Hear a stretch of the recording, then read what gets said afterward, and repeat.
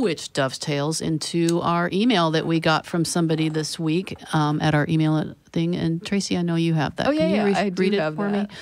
Somebody asked about... All right, it was very brief. We'll just do first name here. We'll say Dorothy wrote to us and said, hey, love listening to all the blogs.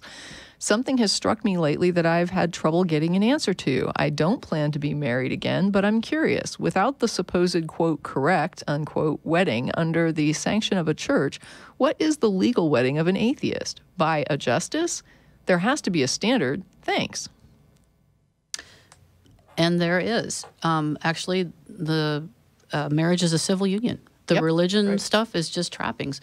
That is the part that you don't need. Right. And in fact... That's a ceremony. Right. It's a ceremony. And it's a rite of passage, and it's fine. Right. But the actual legal thing is a piece of paper. Yeah. And...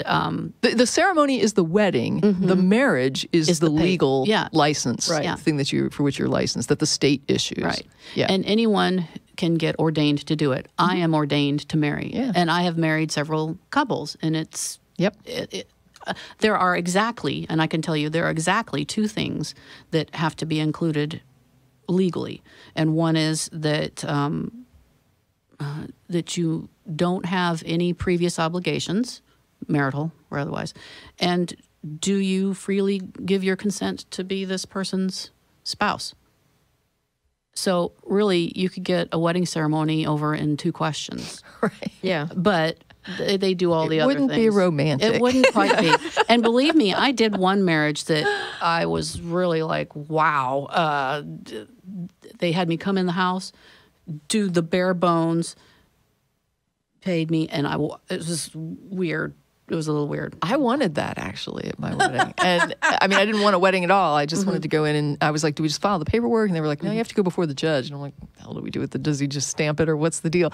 And so we go before the judge, and apparently this judge had, like, a whole thing, right? Yeah. So we had to stand, and he had his, like, do you have your vows? I have vows, you know? And so, now, here's the thing. We were like, hey, bring the vows. Like, let's go with your vows. Like, what do you got? They say? So the judge brought his vows. No, it was super cool. Okay, good. He pulled vows from multicultural stuff and different, you know, some was religious tradition, some was not religious tradition. I mean, it was a big mashup of very interesting things. And I was literally quite moved by it. So I was kind of, at the end of it, I was like, it was kind of nice, actually. Okay. Yeah, it was cool. So when Jenny and I got married, we actually went before the JP, and she had this like long speech that she read, and it was all about, this thing you're about to embark upon and all this stuff. And I'm like, okay, we've been together like 15 years. You can like dispense with all this stuff. Yeah, right? It could be funny. I went to a Jehovah's Witness really wedding funny. for an older couple. It was like someone's dad was remarrying.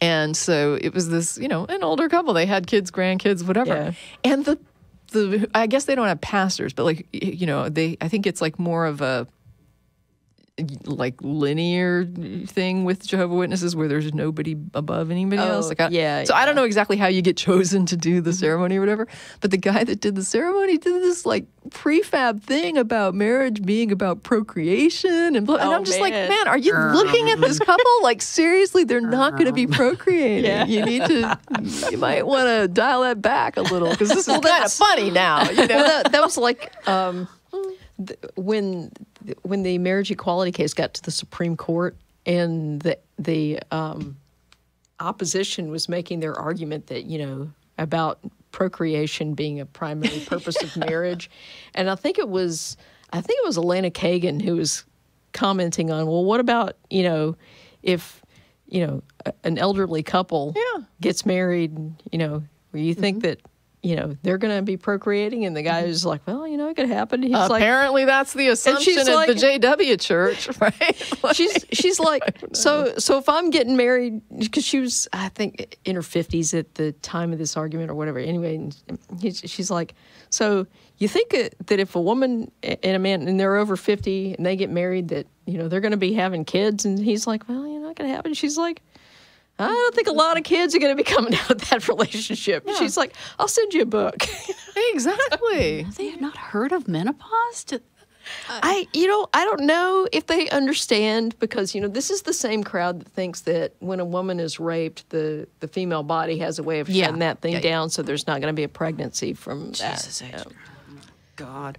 So yeah, another funny wedding story. My husband and I got married almost 18 years ago, and a person who married us was a friend, and he took the wedding certificate thing to the office. So 10 years down the road, I don't know why, but my husband's insurance required that we show our marriage certificate. And I thought, I don't remember where I put that exactly, but it must be in our important documents file. I'm pretty organized. And so I looked through that, and it's not there. And I looked through his personal file. It's not there. Mine, not there. I'm like, well, I must have lost it. So I call down, and I say, I can't find my marriage certificate, but I know you can issue duplicates, so can I please have one because my husband needs it for his insurance, or for our insurance. And she looks, and she says, we have no record of your marriage. Whoa. I'm like, what? This is a joke. You got to be kidding. Look again. Look harder. No, we have no record of your marriage. I'm like, oh, man. how about that? So I said to my husband, if you want out, now's the time. Yeah. We're Exactly. technically not married. I know there's common law marriage and all that stuff, but we're technically not married according to the civil procedure, the actual law. Yeah. And it's kind of an interesting experience to have that happen to you because you're like 10 years into this thing and you're like, okay, do I still want to be here? Hell yeah. And that's kind of a neat feeling. Yeah. So we went down to the office, and here's the weird thing. They can backdate it to whatever the hell date you want. Oh, that's We cool. got a new form. Wow. And they backdated it to our original wedding date.